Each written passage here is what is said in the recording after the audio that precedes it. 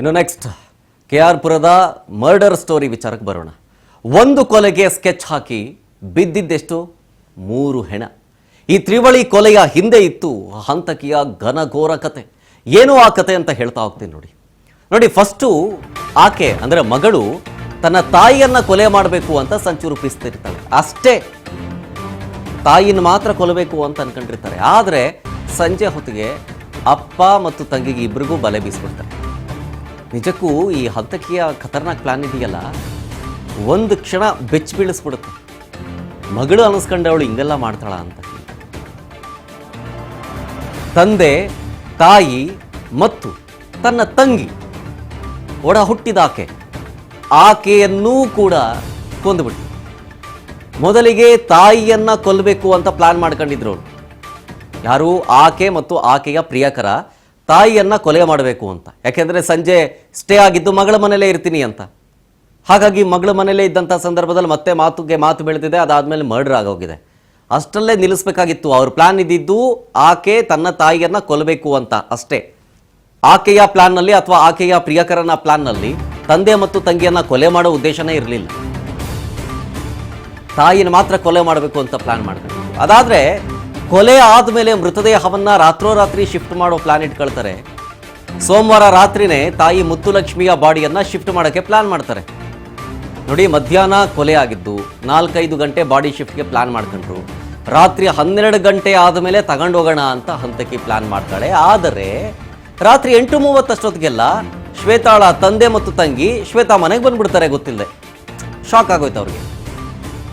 ಇನ್ನೇನು ಮಾಡೋದು ಗೊತ್ತಾಗ್ಬಿಡುತ್ತೆ. ಕಿರ್ಚಾಟ ಅರ್ಚಾಟ ಎಲ್ಲ ಆಗ್ಬಿಡುತ್ತೆ, ದೊಂಬಿ ಆಗ್ಬಿಡುತ್ತೆ. ನಾವು ಎಸ್ಕೇಪ್ ಆಗಕ್ಕಾಗಲ್ಲ ಅಂಥೇಳಿ ಬೇರೆ ದಾರಿ ಕಾಣದೆ ಅನಿವಾರ್ಯದಿಂದಾಗಿ ಮತ್ತೆ ಇಬ್ಬರನ್ನು ಕೊಲೆ ಮಾಡ್ತಾರೆ. ಯಾರು? ತಂದೆ ಮತ್ತು ತಂಗಿಯನ್ನ ಶ್ವೇತಾ ಅಂದರೆ ಮಗಳು ಕೊಂದುಬಿಡ್ತಾಳೆ. CCTV ವಿಜುವಲ್ಸ್, ಒಂದಷ್ಟು ಚಲನವಲನದ ಡೀಟೇಲ್ಸ್ ಕೂಡ ಸಿಕ್ಕಿದೆ ಪೊಲೀಸರಿಗೆ. ಸಾಕ್ಷಿಗಳನ್ನು ಕಲೆಕ್ಟ್ ಮಾಡ್ತಾ ಇದ್ದಾರೆ. ನೋಡಿ, ಇವರಿಗೆ KR ಪುರಂ ಅಷ್ಟೇ ಅಲ್ಲ, ಮತ್ತೊಂದು ಕಡೆನೂ ಫ್ಲಾಟ್ ಇತ್ತು. 1 BHK ಫ್ಲಾಟ್ಗೆ ತಿಂಗಳಿಗೆ 15,000 ಬಾಡಿಗೆ ಕಟ್ತಾ ಇದ್ದಂತೆ ಕೇನತ್. KR ಪುರದಲ್ಲಿ ಲೀಸ್ಗೆ ಇದ್ರೂ ಬಾಡಿಗೆ ಮಾತ್ರ ಕಟ್ತಲೇ ಇದ್ದಂತೆ. ಈ ಫ್ಲಾಟ್ಗೆ ಮೃತದೇಹ ತಗೊಂಡು ಹೋಗ್ಬಿಡೋಣ ಅಂತ ಪ್ಲಾನ್ ನಡೆದಿತ್ತು. HALನ ಗುರುರಾಜ್ ಲೇಔಟ್ನಲ್ಲಿ ಒಂದು ಬಾಡಿಗೆ ಫ್ಲಾಟ್ ಇತ್ತು ಅಂತ. ಪ್ಲಾನ್ ಫೇಲ್ ಆದರೂ ಕೂಡ ಕೊಲೆ ಆದಮೇಲೆ ಇದೇ ಫ್ಲಾಟಿಗೆ ಬಂದಿದ್ರು ಆರೋಪಿ. ಕೊಲೆ ಆದಮೇಲೆ ಫ್ಲಾಟ್ ಬರೋ CCTV ದೃಶ್ಯ ಲಭ್ಯ ಆಗಿದೆ ನೋಡಿ. ಈ ಕೊಲೆಗೆಲ್ಲ ಆಗಿದ್ದು ಲೀಸ್ಗಿದ್ದಂತಹ ಮನೆ. ಆ ಬಾಡಿನ ಶಿಫ್ಟ್ ಮಾಡಬೇಕು ಅಂತ ಯಾವುದ್ರಲ್ಲಿ ಪ್ಲಾನ್ ಇದ್ದಿದ್ದು, ತಾವು ಒಂದು ಆಲ್ರೆಡಿ HAL ಹತ್ರ ಒಂದು ಗುರುರಾಜ್ ಲೇಔಟ್ನಲ್ಲಿ 1 BHK ಫ್ಲಾಟ್ ಇತ್ತು. 15,000 ರೂಪಾಯಿ ಬಾಡಿಗೆ ಕಟ್ತಿದ್ದ ಅವನು ಕೆನತ್.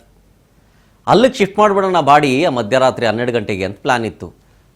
ಇನ್ನೇನು ಎಲ್ಲ ರೆಡಿ ಆಯಿತು, 12 ಗಂಟೆಗೆ ಬಾಡಿ ಶಿಫ್ಟ್ ಮಾಡೋಣ ಅಂತ ಕಾಯ್ತಾ ಇದ್ರು. ನೋಡಿದ್ರೆ 8:00ವರೆಗೆ ಆಕೆಯ ತಂದೆ ಮತ್ತು ತಂಗಿ ಇಬ್ಬರೂ ಮನೆಗೆ ಬಂದುಬಿಡ್ತಾರೆ. ಯಾಕೋ ಮುತ್ತುಲಕ್ಷ್ಮಿ ಫೋನು ರಿಸೀವ್ ಮಾಡಲಿಲ್ಲ, ಬರಲಿಲ್ವಲ್ಲ ಮನೆಗೆ ಅಂತ. ಆದರೆ ಅಲ್ಲಿ ಗೊತ್ತಾಗಿ ದೊಂಬಿ ಆಗಿಬಿಡುತ್ತೆ, ಸಿಕ್ಕಾಕೊಂಡ್ಬಿಡ್ತೀವಿ ಅಂಥೇಳಿ ತನ್ನ ತಂದೆಯನ್ನ ತನ್ನ ತಂಗಿಯನ್ನ ಅಲ್ಲೇ ಕೊಲೆ ಮಾಡಿಬಿಡ್ತಾರೆ.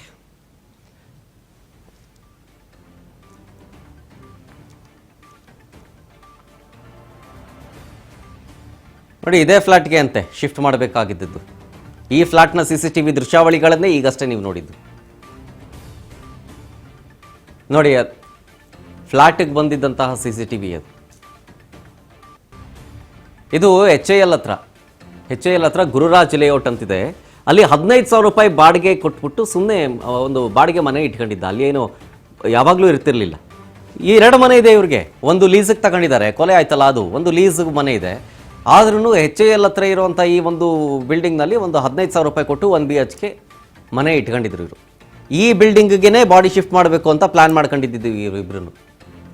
ಆಮೇಲೆ ಕೊಲೆ ಆದ ನಂತರನೂ ಕೂಡ 3 ಜನ ತ್ರಿಬಲ್ ಮರ್ಡರ್ ಆಯ್ತಲ್ವಾ. ತ್ರಿಬಲ್ ಮರ್ಡರ್ ಆದಮೇಲೆ ವಾಕಬಲ್ಲಲ್ಲಿ ನಡ್ಕೊಂಡು ಹೋಗಿ ಗಾಡಿ ತಗೊಂಡು ಹೋದ್ರಲ್ಲ, ಗಾಡಿ ತಗೊಂಡು ಬಂದಿದ್ದು ಇದೇ ಫ್ಲಾಟ್ಗೆ. ನೋಡಿ, ಆ ಫ್ಲಾಟ್ನ CCTV ವಿಜುವಲ್ಸ್ ಇದು. ಅದೇ ಫ್ಲಾಟಿಗೆ ಬರ್ತಾರೆ ಕೊಲೆ ಎಲ್ಲ ಆದಮೇಲೆ. ನೋಡಿ, ಅವರು ಒಂದು ಟೆನ್ಷನ್ ಇಲ್ಲ, ಹರಿವರಿ ಇಲ್ಲ, ಒಂದು ನರ್ವಸ್ನೆಸ್ ಇಲ್ಲ, ಏನೂ ಇಲ್ಲ. ಪಶ್ಚಾತ್ತಾಪ ಅಂತೂ ಮೊದಲೇ ಇಲ್ಲ. ಅದಕ್ಕೆ ನಾನು ಹೇಳಿದ್ದು ಎಂಥ ಮನಸ್ಥಿತಿ ಇರಬಹುದು ಇವ್ರದ್ದು ಅಂತ.